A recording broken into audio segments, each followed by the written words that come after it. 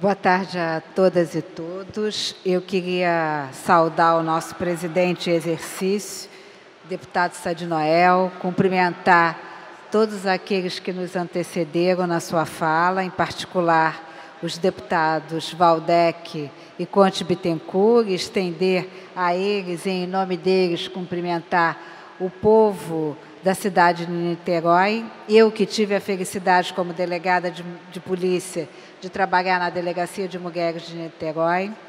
E eu quero iniciar minha fala saudando aqui de um modo muito especial o deputado Anderson Nogueira, responsável por esse brilhante evento que está sendo o Parlamento Juvenil. E quando nós verificamos aqui no Parlamento, como ele mesmo nos expôs, que 50% das pessoas que integram, dos jovens que integram o Parlamento, esses 50% é composto por parlamentares do sexo feminino, aumenta aqui o nosso entusiasmo. Sobretudo, tive a oportunidade de apresentar minhas desculpas a ele, dizendo que ontem não pude estar presente no Parlamento Juvenil em razão da audiência pública que se deu nessa casa, exatamente no Salão Nobre, que foi a audiência pública da Comissão Especial que cuida do empoderamento da mulher na política e no esporte. E, para a felicidade nossa, ontem nós recebemos aqui mais de 200 pessoas e a representação de 21 municípios, ao qual eu gostaria de registrar. Tivemos aqui representantes do Rio de Janeiro, Mesquita, Araruama, Duque de Caxias, Belford Roxo, Nova Iguaçu, Volta Redonda, Maricá, Niterói, São Gonçalo, Pinheiral, Macuco, Nova Friburgo, Resende, Angra dos Reis, São João de Meriti, Silva Jardim, Pati de Alferes e Miguel Pereira.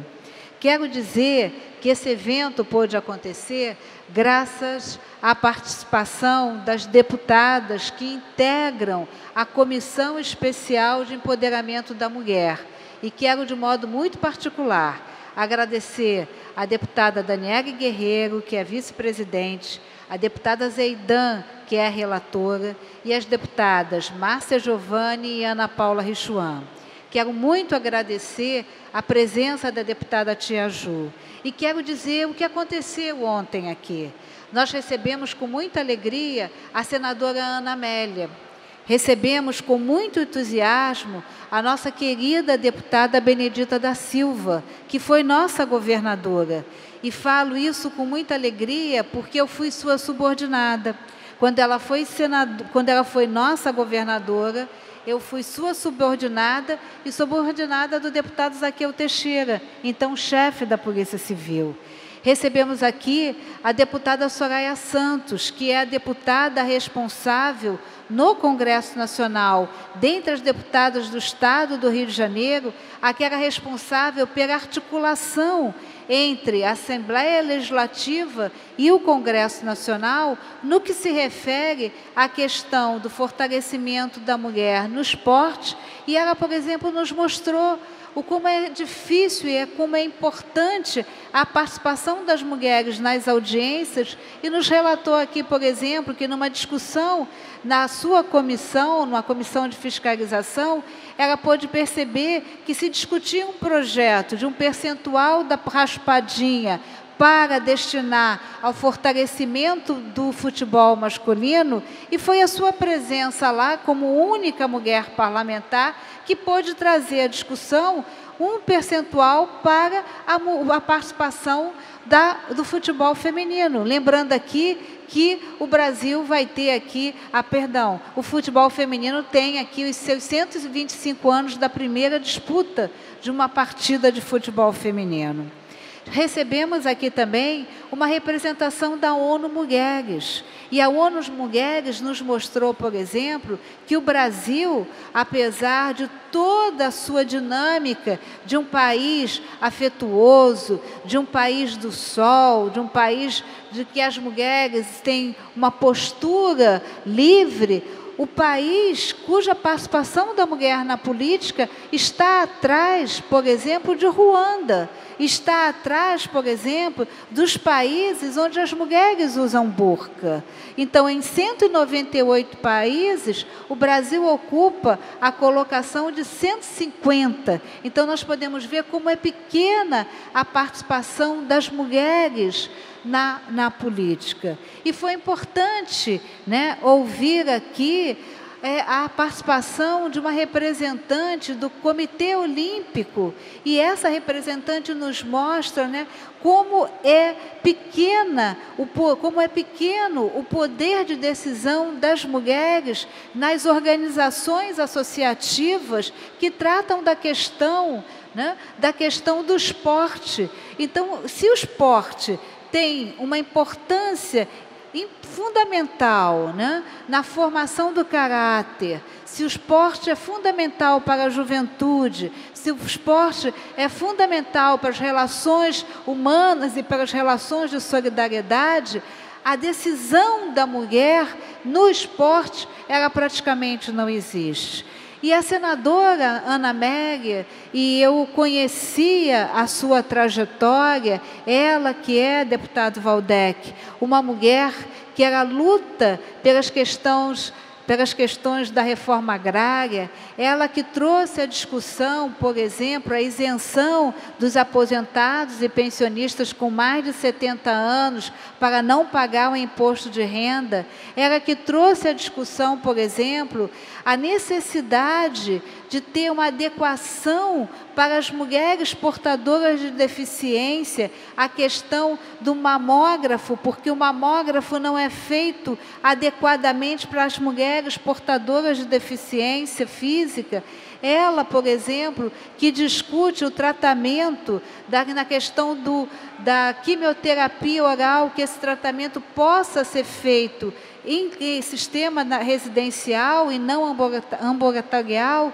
Então, na sua fala, ela nos mostra, por exemplo, a luta das mulheres no Senado, a luta das mulheres no Congresso Nacional, para que definitivamente possa ser aprovada a PEC que vai modificar o sistema político brasileiro, permitindo não apenas a reserva de vagas para as mulheres concorrerem, porque é muito comum nós ouvirmos que as mulheres não desejam ser candidatas. É evidente que as mulheres desejam ser candidatas.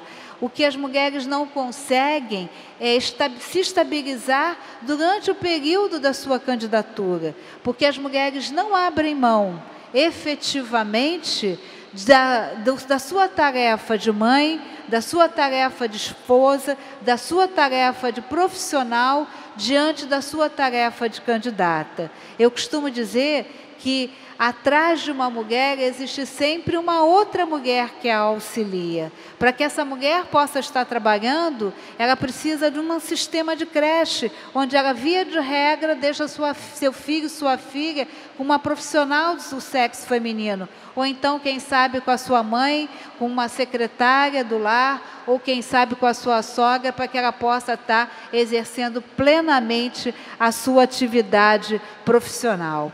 E foi muito bom receber aqui as vice-prefeitas, foi muito bom receber aqui as vereadoras, foi muito bom receber aqui as nossas deputadas estaduais e foi muito bom receber aqui as nossas deputadas federais. Quero também registrar aqui e agradecer, né, a mensagem que recebi também da deputada Clarissa Garotinho, que não se fez presente, porque todos nós já sabemos que ela está grávida, e naquele dia, efetivamente ontem, era um dia que ela tinha que fazer um exame, por isso ela não pôde estar presente. E só para encerrar, eu gostaria de apenas trazer para reflexão alguns dados, para lembrar exatamente que o Brasil ocupa o 158 lugar entre 190 nações do mundo.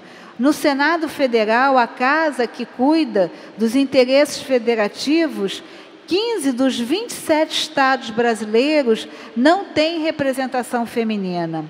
A Câmara do Federal é integrada por 51 deputadas, representando apenas 10% do total dos parlamentares. 12 dos 28 partidos atuantes na Casa não possuem mulheres entre os seus integrantes.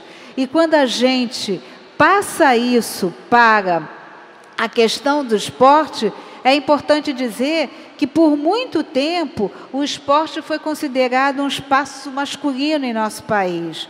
Até 1979, por exemplo, uma lei proibia a mulher de praticar lutas e jogar futebol, vistos apenas como incompatíveis em razão do sexo e da conformação do seu corpo. Mas isso não impediu que a Seleção Brasileira de Futebol Feminino conquistasse medalhas de prata nas Olimpíadas de Atenas em 2004, em Pequim em 2008 e chegasse ao vice-campeonato mundial em 2007. E que nem que Marta, a nossa camisa 10, fosse eleita por 5 anos seguidos a melhor jogadora do planeta. Por isso, mais uma vez, eu gostaria muito de agradecer às minhas companheiras Daniele Guerreiro, Zeidan, Márcia Giovanni e Ana Paula Richuan e Tia Ju, pela sua presença e pelo seu apoio ao evento de ontem. Muito obrigada, presidente.